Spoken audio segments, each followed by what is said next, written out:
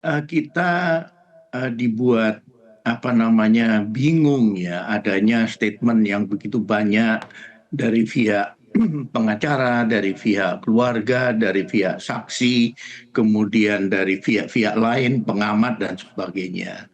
Sehingga kita semua bingung ini mana yang benar. Pak Benny, perkembangan kasus ini justru menjadi perhatian karena fakta-fakta baru yang diungkap ini ternyata berbeda dari informasi yang beredar di awal, begitu ya Pak? Misal ada 11 tersangka sekarang menjadi 9, kemudian Anda melihat perkembangan kasus ini seperti apa? Yang pertama memang sebelum rilis ini kita dibuat bingung ya adanya statement yang begitu banyak dari pihak pengacara, dari pihak keluarga, dari pihak saksi, kemudian dari pihak-pihak lain, pengamat dan sebagainya. Sehingga kita semua bingung ini mana yang benar. Nah, marilah kita kembali pada proses hukum yang berjalan, di mana penyidik tentunya dalam penanganan ini sudah ekstra hati-hati dan cermat, belajar dari penanganan sebelumnya yang akhirnya ada kelemahan-kelemahan yang membuat celah-celah yang menjadi pertanyaan publik. Nah, dengan kecermatan inilah yang diperlukan supaya nanti kepercayaan publik bisa kembali. Jadi publik sempat tidak percaya karena tadi eh, ada yang mengatakan saya bukan pelakunya, saya tidak terlibat dan sebagainya seperti yang sudah eh, keluar tahanan menyatakan bahwa bukan saya pelakunya dan sebagainya. Nah, untuk memastikan atau untuk nanti supaya ada transparansi pembuktian, maka rencana pengacara akan mengajukan pra peradilan itu adalah langkah yang paling tepat. Karena dalam forum pra peradilan tentunya dari pihak penggugat akan mempertanyakan dua alat bukti yang ada apa, itu harus digelar di sidang pengadilan. Kemudian termasuk identitas. Apakah Peggy yang dimaksud adalah ini?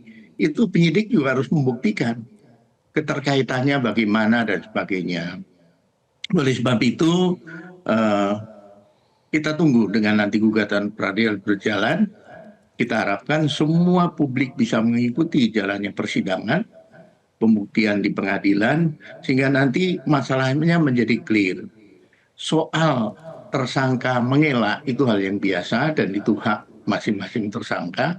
Tetapi kembali penyidik tentunya harus mempertanggungjawabkan melalui pembuktian di pengadilan nanti. Dan saya Baik. yakin penyidik tidak akan gegabah ya dalam menangani ini demi kecepatan, kemudian melakukan hal-hal yang tidak sesuai prosedur. Saya rasa jauh dari itu. Karena tim ini juga ketika menangani kasus pembunuhan ibu anak Subang, sama digugat pra peradilan juga. Gugatan ditolak. Dan akhirnya terbukti persidangan berjalan peran masing-masing. Ada satu catatan yang menurut kami penting yang disampaikan oleh Direskrimum bahwa ada pencabutan keterangan para tersangka waktu itu karena disuruh oleh pengacaranya. Ini penting sekali, ini perlu didalami nanti. Karena ini kaitannya dengan perintangan penyidikan ya. Nah, nanti kita lihat prosesnya, siapa yang mengarahkan untuk mencabut keterangan, siapa yang suruh merekayasa keterangan, saksi dan sebagainya. Ini tentunya akan didalami sesi tersendiri lah. Biarlah Baik. kasus pokok ini berjalan dulu, sehingga nanti publik menjadi jelas mendapatkan hasil pembuktian di pengadilan. Baik. Pak Benny, dalam menentukan status si Peggy ini yang kita lihat pada hari ini konversinya Pak ya, Anda melihatnya prosesnya apakah sudah tepat Pak? Ya, kami kebetulan terus melakukan komunikasi dan mengawal kasus ini. Tahapannya kami lihat sudah tepat. Yang pertama adalah memastikan identitas antara nama alias, kemudian ciri-ciri dikaitkan dengan foto jadul yang beredar di mana sekelompok anak muda berkumpul, di situ ada Peggy, di situ ada Vina, kemudian Eki dan sebagainya. Itu yang kemudian dikembangkan, makanya dilakukan penggeledahan di rumah, itu ditemukan seperti ijazah dan sebagainya. Itu untuk memastikan bahwa identitasnya sama. Itu satu, masalah identitas Peggy. Kemudian soal perpindahan, kenapa harus ganti nama, kemudian memberikan pengakuan yang berbeda, ini pun didalami. Nah, oleh sebab itu kami yakin bahwa kasus ini akan segera bergulir ke pengadilan. Karena apa? Sebagian pembuktian sudah berjalan ketika kasus awal itu sudah disidang sampai dengan putusan kasasi. Jadi tinggal menambahkan dan nanti tentunya ada keterangan yang berubah ya. Ya. Karena adanya arahan agar mencabut keterangan, maka nanti bunyinya adalah keterangan yang sesungguhnya seperti apa. Itulah yang akan menjadi kelengkapan berkas untuk Peggy. Baik, Pak Beni, dengan adanya revisi keterangan, kemudian penetapan status Peggy hari ini, apakah ini memberhentikan spekulasi di masyarakat atau justru menyisakan kontroversi baru, Pak? Ya memang kalau kita mendengar statement-statement yang ada, dari 3 DPO menjadi 1 saja sudah mengundang perdebatan atau polemik tersendiri. Ini dari sisi pihak keluarga korban.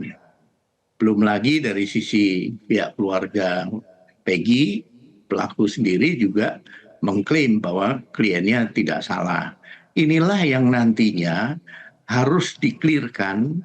Saya yakin nanti di pra-peradilan ini akan dibuka secara transparan. Contohnya, kenapa sampai muncul 3 nama DPO misalkan. Itu dirunut dari keterangan saksi-saksi. Yang notabene mereka adalah terpidana. Yang notabene sekarang sudah menjadi warga binaan pemasyarakatan. Itu akan dirunut satu-satu sesuai dengan isi putusan. Kemudian sebelum mencabut bunyinya apa, setelah mencabut bunyinya apa, kemudian saksi yang direkayasa itu seperti apa, itulah yang menurut kami akhirnya menyimpulkan seperti ini. Maka nanti akan diuji di pengadilan. Baik, Pak Beni, menurut Anda apakah memang pra-peradilan Peggy ini perlu? Menurut kami untuk bisa mengklirkan perdebatan yang sementara ini berjalan di masyarakat, forum yang paling tepat adalah forum mekanisme yang memang sudah diatur di undang-undang, yaitu di pra-peradilan. Karena pra-peradilan ini untuk nantinya menguji apakah penetapan tersangka itu sah atau tidak. Apakah penangkapan, penahanan itu sah atau tidak. Itu di forum pra-peradilan. Ketika hakim menilai bahwa wah ini buktinya nggak cukup, ini nggak sesuai, kemudian nanti ini beberapa hal tidak sesuai ketentuan, akhirnya dinyatakan bahwa penetapan tersangka tidak sah. Maka yang bersangkutan harus dikeluarkan. Seperti itu. Baik, Pak Beni, jika nanti memang benar pengajuan pra-peradilan ini dilakukan begitu, bagaimana hak-hak tersangka yang harus dipenuhi oleh pihak kepolisian juga, Pak? Yang pertama tentunya pendampingan penasihat hukum itu menjadi hak dari tersangka. Kemudian yang kedua masalah kesehatan, termasuk masalah perlindungan keamanan. Jangan sampai ada tekanan, ancaman dari pihak-pihak tertentu, ini menjadi penting. Kesehatan ini juga menjadi penting, jangan sampai yang bersangkutan melakukan hal-hal yang membahayakan dirinya. Ini penting karena itu sempat terucap oleh yang bersangkutan. Sehingga pihak aparat harus mewaspadai itu, jangan sampai terjadi. Kemudian juga dalam konteks ini, menurut kami perlu dibangun komunikasi yang baik antara penasihat hukum dengan penyidik, sehingga kalau penasihat hukum misalkan minta kopi berita acara, itu menjadi hak dari tersangka, itu diberikan. Nah, nanti kalau sudah lengkap semua, sudah tahap kedua, baru nanti biasanya kopi berkas itu juga bisa dapat. Seperti itu. Baik, Pak Benny ketika tadi disebutkan DPO ini sempat membantah, apakah hal ini wajar Pak atau hal yang lumrah? Ya memang kalau kami lihat dari awal ada kelemahan-kelemahan ya ketika membuat DPO. Satu, kalau memang tidak ada fotonya, biasanya kita buat sketsa wajah. Sketsa wajah ini berangkat dari keterangan para tersangka yang lain, saksi-saksi di TKP, atau orang yang melihat. Dari keterangan mereka itulah kemudian dibuat sketsa, kemudian dikonfirmasi kepada saksi kalau iya Pak seperti itu, itulah yang kemudian dimasukkan dalam DPO. Itu kalau tidak ada foto yang diperoleh. Dengan demikian publik bisa berpartisipasi ikut mencari. Kalau melihat orang yang mirip-mirip dengan sketsa itu menginformasikan ke aparat. Sehingga aparat nanti bisa turun, memastikan, menyelidiki, kemudian nanti bisa melakukan penangkapan.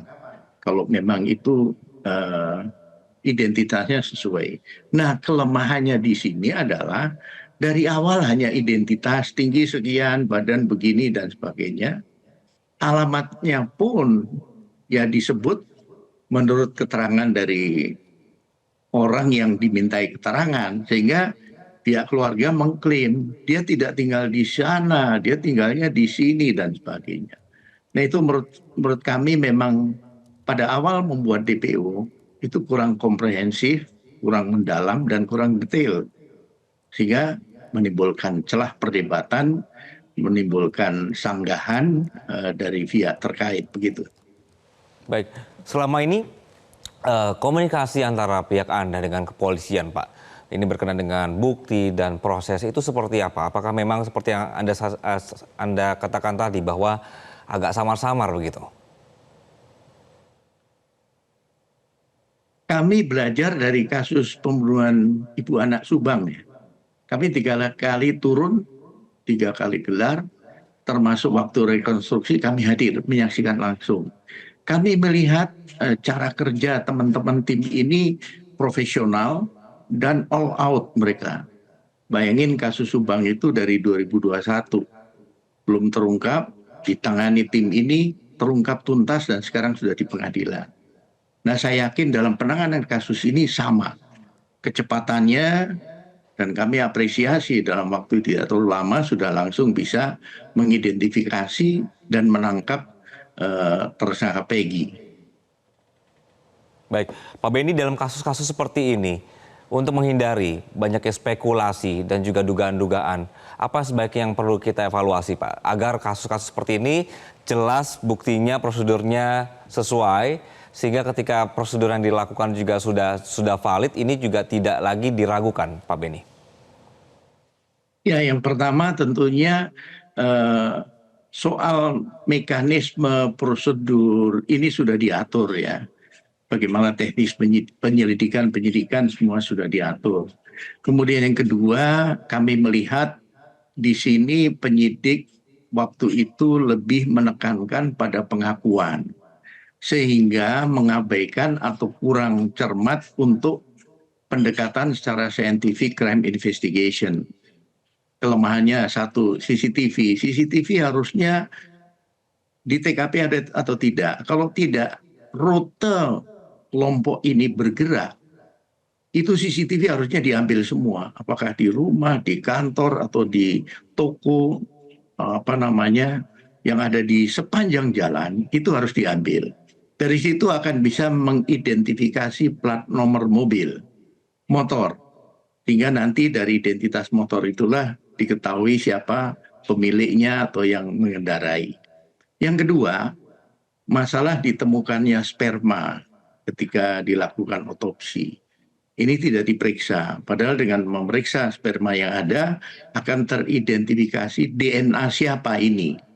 Tinggal dicocokkan dengan mereka yang kemudian diduga sebagai tersangka.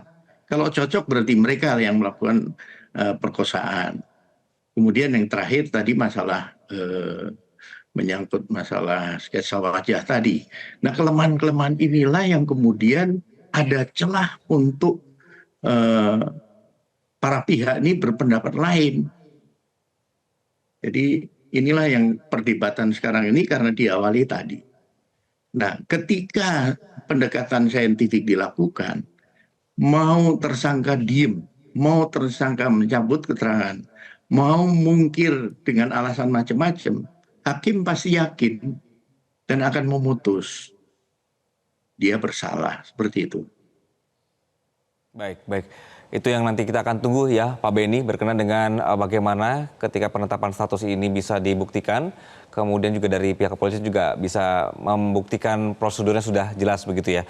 Ketua Harian Kompolnas Beni Mamoto, terima kasih atas penjelasan Anda di sore hari ini. Jelajahi cara baru mendapatkan informasi. Download Metro TV Extend sekarang.